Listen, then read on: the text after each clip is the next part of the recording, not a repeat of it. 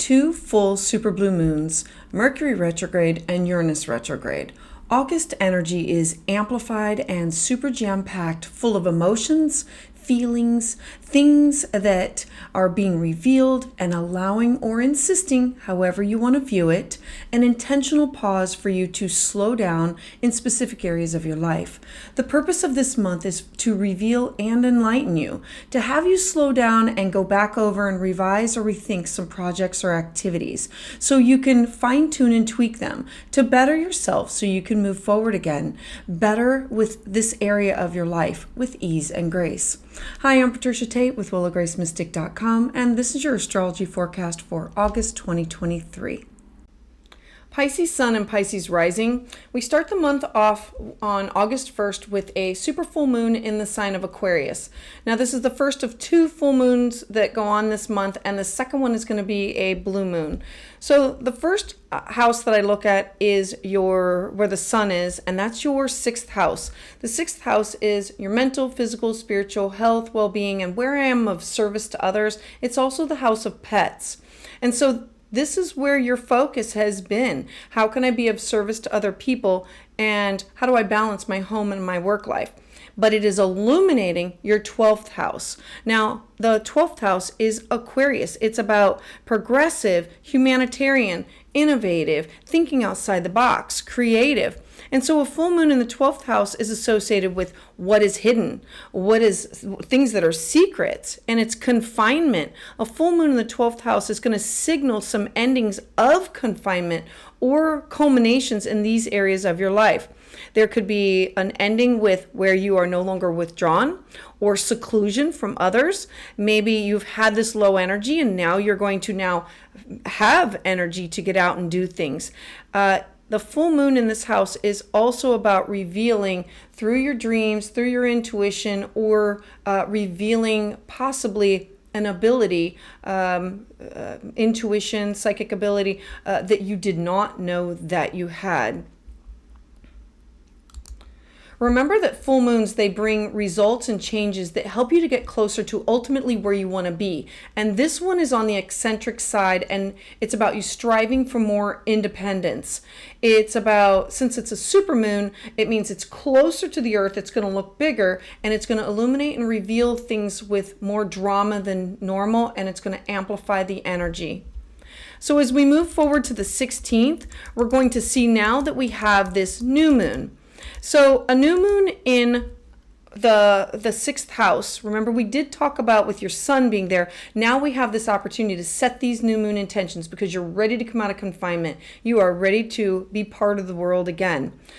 The problem is now we also have Venus retrograde. You have to take into consideration, Venus is asking you to look back with people, places, and things that have brought you joy in the past, or cash, or money, or things that you value.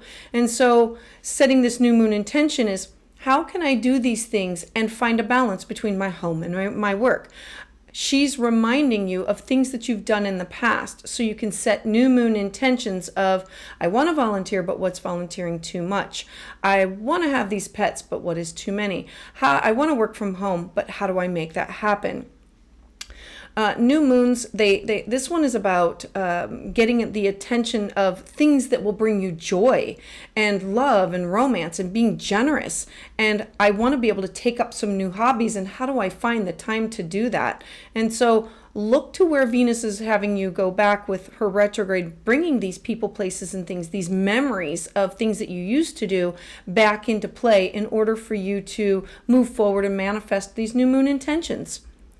Then on the 23rd. So on the 23rd, we have the sun representing your ego, yourself. It's now going to shift into your 7th house of partnerships, relationships, your clients, your one-on-one, your business partners.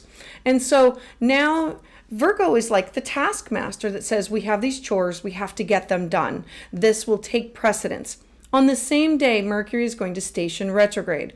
Mercury is the planet of travel, communication, writing, email, phone, text. So expect to have some confusion about who you are communicating with. If you are writing or emailing or phoning, there could be some hiccups. If you are traveling, expect there to be some glitches.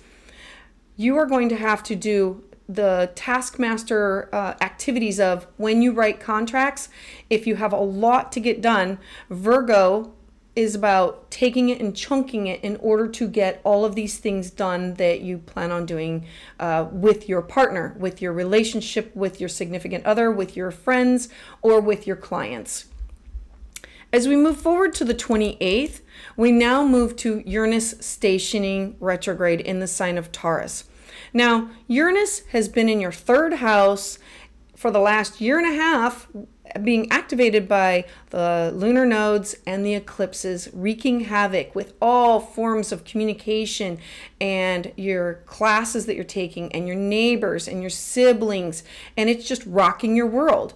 Uranus moving backward is going to be going backward until the end of 2023. Up to this point, you've had to pivot and adjust to new changes with things that are close to you, like in your neighborhood, your neighbors, your siblings, cousins. Remember that Uranus is electric, it's fast paced. So now slowing down, you can adjust to what has really happened over the last year and a half. And you're going to be able to put together a plan for later on in the future of that's why I had to make these changes. That's why I had to work on this project. That's why I was connected with this person. That's why I wanted to go here.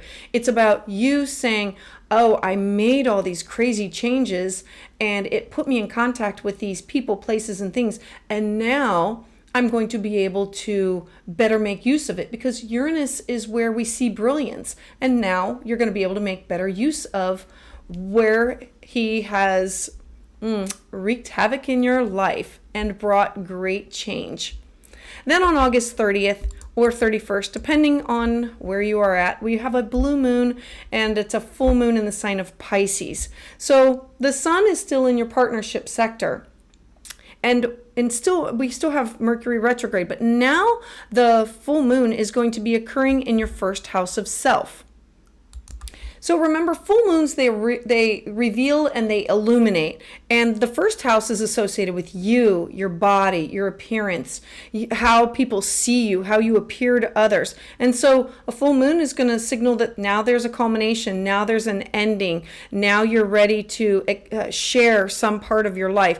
This could be really an emotional time for you where you're going to be feeling your feels.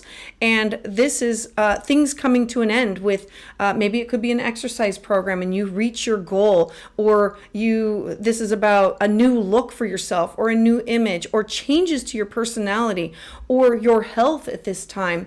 The full moon is going to be illuminating all of these topics for you because it's about you feeling this, being in touch with your intuition and your subconscious, feeling more inspired to have more alone time in order for you to recharge. This is also a supermoon, and remember that the spiritual energy is amplified and it can bring in more drama. So as always, I would love to hear about how this resonates with you in the comments below. For an individual reading, you can schedule at willowgracemystic.com, and to get updates as soon as they're released, please subscribe.